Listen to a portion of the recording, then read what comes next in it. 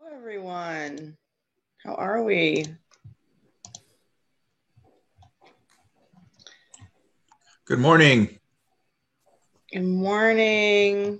I guess depending on where you are, it might be afternoon. I'm in Texas, so it's still morning technically. I would love everybody to just tell me where you're from and what's maybe school you're with or what organization.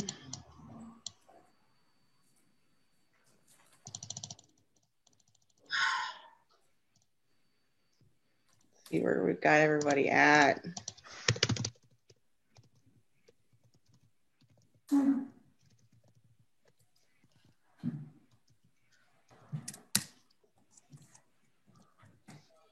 Oh, yay, UTSA. We should definitely connect. I'm at Temusa. Kind of rivals, I guess. So that we don't have any sports teams. There's nothing to be rivals about.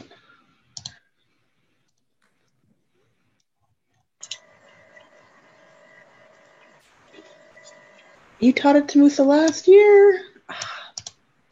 That's great. You know what, Erica? We should definitely connect. And we got St. Mary's University. That's great. Got some San Antonio folks. Megan, do you want to give it a minute or do you want me to kick it off? Let's just give it a minute, see if more folks show up. I definitely want to thank Joe here for organizing this. And I want to thank Fountainhead Press for giving us this amazing platform and all those Starbucks gift cards. It's been really amazing.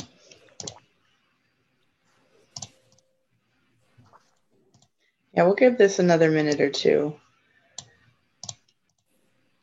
Are folks in finals yet? Not quite. Well, actually, yes, for one of my classes.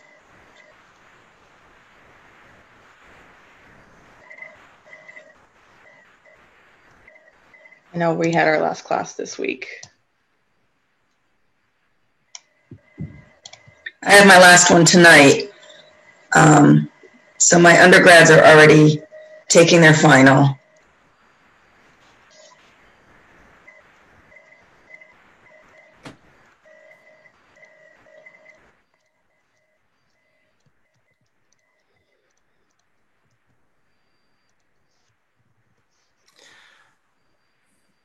I'm just going to get us started with a brief introduction. So for those of you who don't know me, I'm Joe Valanzano. I'm at the University of Dayton, and I guess I deserve took the responsibility for setting these up, but that pales in comparison to the thanks that folks like Megan deserve for stepping up and being willing to coordinate and facilitate these discussions. This is the third day that we've had these. They've been about 2 each day, and I think they've gone really just fantastic all week.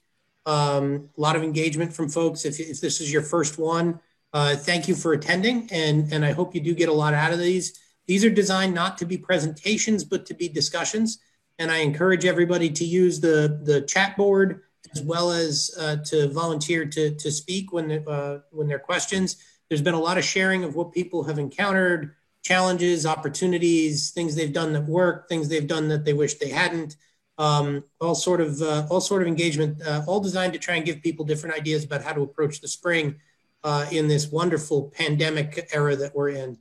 But I want to thank all of you, because if you're anything like me right now, you're all exhausted and you're tired, and you should be, because you've worked your tails off all fall to deliver things for our students. And here you are doing a bit more to try and figure out a way to do it even better in the spring. So thank you for all that you're doing for all of our students.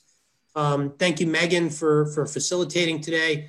And also thank you to Fountainhead, because as Megan mentioned, you should have all received your coupon for a free coffee, as well as the Starbucks gift cards were real. Yes, they were. And also there's going to be a raffle.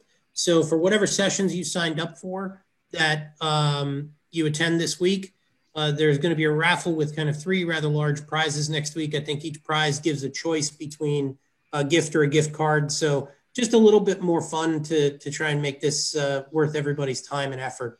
But I know it's a busy time of year and you all did not sign on to hear me speak. So I'm going to turn it over to Megan to facilitate the discussion. And I really hope that you find the session today as valuable as I believe it will be. Well, thank you so much.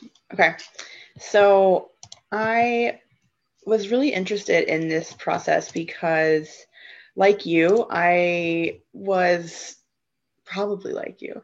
I was teaching. I'm at Texas A&M University San Antonio, and in March 2020, it was like, oh, spring break, great. And then it was extra spring break, and then it was, we're going online. And my university wasn't prepared for that. We didn't have any infrastructure to teach the basic course online. And so it was a mad scramble. Technology, how do we do speeches online? How do we do group presentations online? And it was really hard.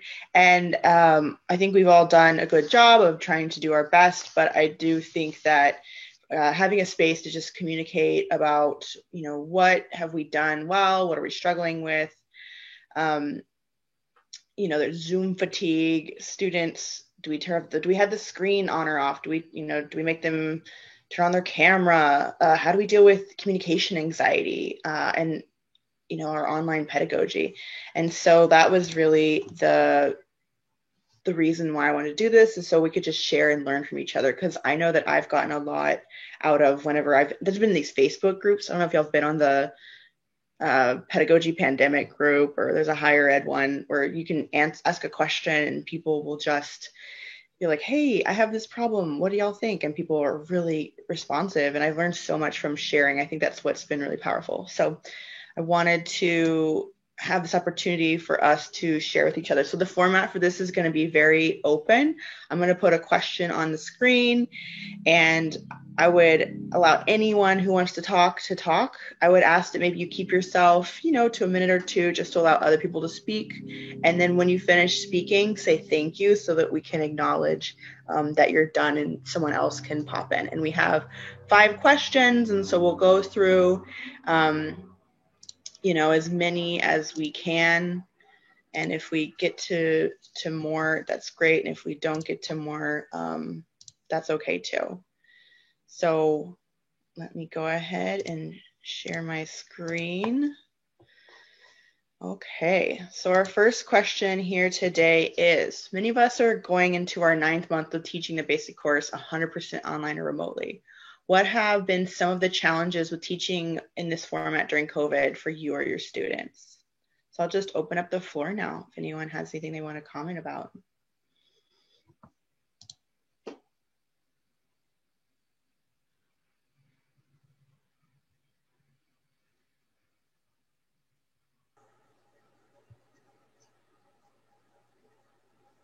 I think this is the first time that communication teachers want to be silent. Come on in, tell me what you're thinking. What's been hard? What has been challenging this year? S.A. Wells from University of Wisconsin-Whitewater. The big challenge for me was that we were told, to be maximum flexibility for the student. It didn't really matter about us. I accidentally made class attendance voluntary. What a disaster. And so then I started offering extra credit to show up. Well, they would show up on the WebEx in class, but keep their screen off and be silent. But they thought that was attending class. And it was, I'm changing everything for the spring. But that was a huge challenge I had. Thank you. Thank you so much. That is super challenging. I did the same thing. I didn't make it mandatory, but I'm going to make it mandatory in the spring semester for my synchronous classes. We have some folks in the chat box. Sarah said the biggest challenge is lack of face-to-face time on workshop skills. That's definitely hard. And Marlena says engaging students has been super hard. I would love for 2 more people to chime in and talk about what has been challenging with teaching online for you or your students.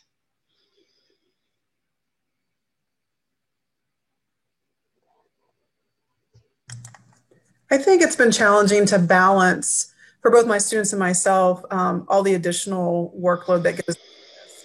So whether that be just learning the new technology or that type of thing, but also just, the pandemic has thrown at us different home responsibilities, whether it be caring for children or elders or things like that. And so that's the biggest challenge I see, not only with myself, but with my students, is just trying to figure out that balance.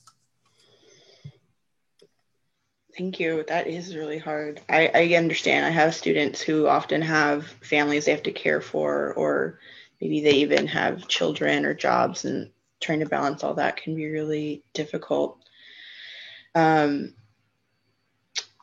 Christina said, student expectations of online classes, they want the same experience as face-to-face. Yes. And I don't know about you, but I have the students who want the customer experience. They expect me to be like they want the customer service that they would get at Starbucks or, Target. And so they demand that I have good quality material and that I'm extra available.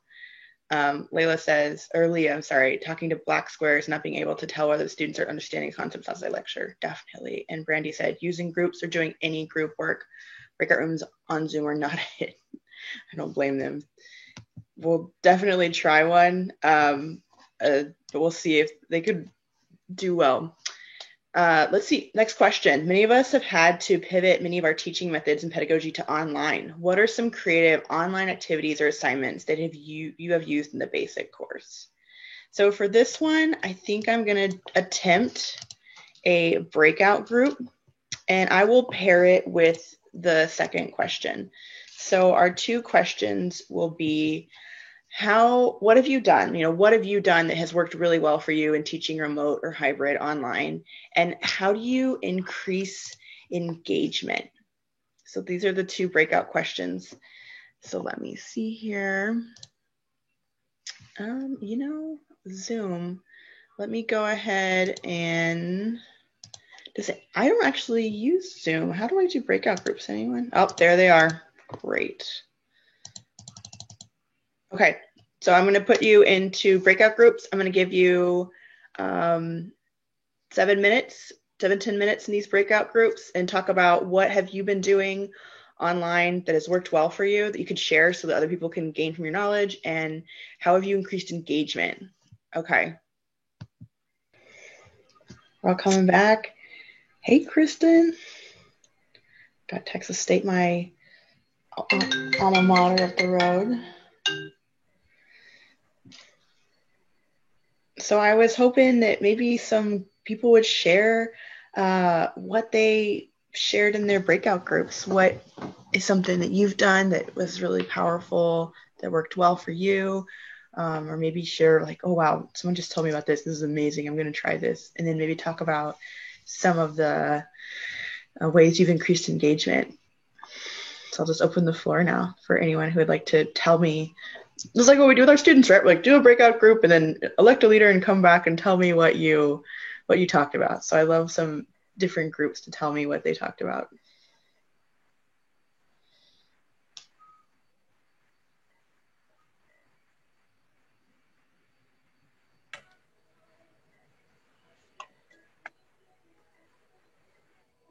I can go. This is Kim K from Valdosta State. Katie actually in our breakout group had a really great idea that I'm going to steal for sure. She actually created, so we use D2L at Valdosta State, and she used D2L as well, or Brightspace. And she created a series of customized widgets that would pop up for them so that they could better navigate the course, and she had one like start here, this is what you need to do, kind of funneling them in and keeping them organized. And so I'm going to steal that, because that was one of the big problems that I had this semester, was they just didn't know where to go for things. They were confused about who I was versus who their TA was, and things like that. So she said that really also helped with engagement. So that was one thing we talked about. Would y'all mind sending that link in the chat box? It's D2L. Yeah, absolutely. Yeah. I was going to say, I have a document. I'll attach it in the chat box for anyone who might be able to use it. That's amazing. Thank you so much. More folks, tell us what you've done and what's been powerful and what's worked.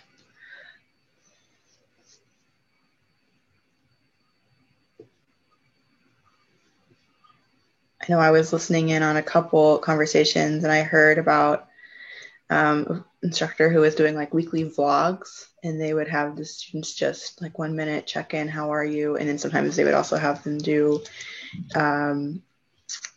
like an answer to a prompt, but that the video skills increased over time. I think that probably was really good. I've been using Nearpod, which is a student response system. It's kind of like Kahoot or Poll Everywhere. And so you can make your lectures in Nearpod, and then the students, like there's a prompt on the screen. You can have them answer questions, long form, short form, quizzes, polls. You can play a video, stop the video, answer a question. They all type their answers in on their cell phones, and that's been really cool.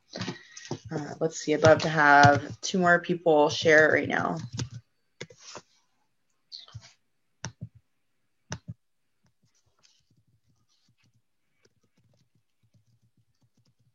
What did y'all talk about in your breakout groups?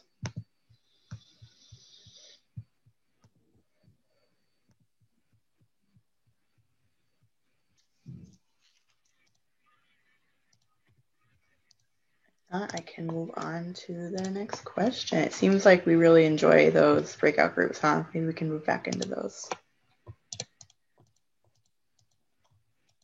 So I've got this question about communication apprehension, and then also a question about what has been really hard right now.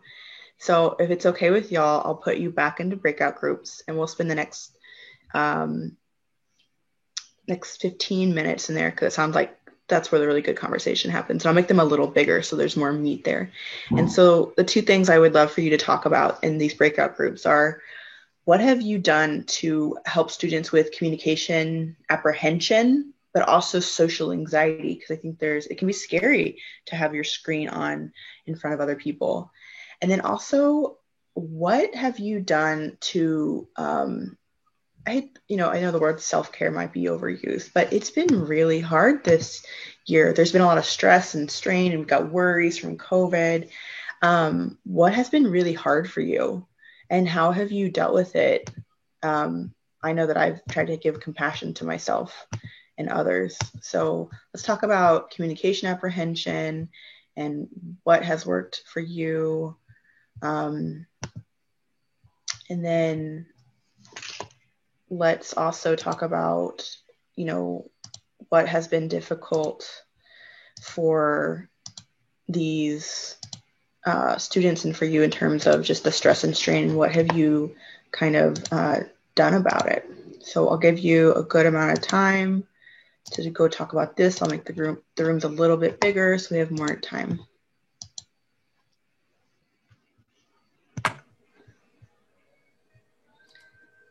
Welcome back, everybody.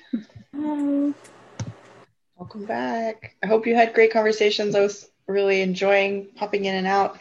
At this point, while we wait for everybody to come back from their breakout groups, I'm not sure if you had time to nominate a leader. I feel like some people were just enjoying the conversation so much, but I would love 1 person per group to share some of the highlights of the conversation.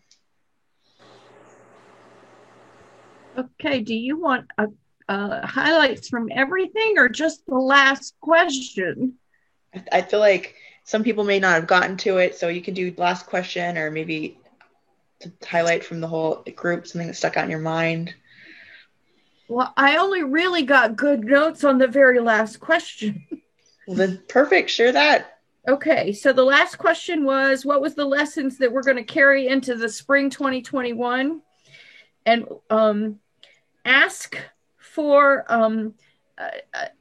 more concentrated time with the students, and create a list with the students on the first day of Zoom behavior, whatever software we're using, like making, who's going to, are we going to have requirements about using mute, using audio, visual, video, attire, being present, what about food? All of those kind of rules. One person said that he starts his class with music, and then having other people be responsible for starting with the music. So those were the three things that we all talked about. One person talked about using, okay, so I'll go back to my other things. One person talked about using Think, Pair, Share as an activity and using journal entries in her class. I like your nodding your heads. I appreciate that. And then one other person had used in having chat questions and not just questions for the microphone as a way to alleviate social anxiety. And that's all I have for you. Thank you. I wrote down. Do I have another group leader that would like to share what they talked about, lessons in going into the next year, or just maybe a highlight from your group chat? I'll go ahead. So we spent quite a bit of time talking about, well, everything. Ultimately, though, if we return to the communication apprehension and social anxiety bit, I mentioned that I use a lot of podcasts in my class as different assignments. And for the better part of it, students seem to enjoy it. But I use one particular podcast called the C Method, and it's strategically for public speaking and communication apprehension. So I use this one episode called Overcoming Your Fear is a Bad Idea. And I've just put the link in the chat box for you. It's about a 21-minute listen, and the students gained a lot from this particular podcast. I had them do a quiz where they, wrote a statement describing their anxiety before listening, and then afterwards writing another statement based on the revision within the actual episode. So I recommend that if you find it useful. Ultimately, we talked about how most of us are pretty bad about self-care. Either that or the former strategies that we used are no longer applicable. So that's been a struggle, open to ideas. And then things to carry into the spring, giving students more grace, but trying to figure out how to do this equitably, right? So that we're still giving them what they need, but also with grace. And that comes from Kristen. Yeah, I think that was a pretty good overview. Thank you. That was so lovely. I think I just needed to hear that, like, to give myself grace. Unfortunately, we're out of time. I'm so grateful to all of you for being here. Thank you for sharing and doing such a great job with your students, because I know you're all amazing instructors and professors. If on the way out, you could just share one thing that you took away, and enjoy the rest of your week, and happy holidays, and hope finals go really well.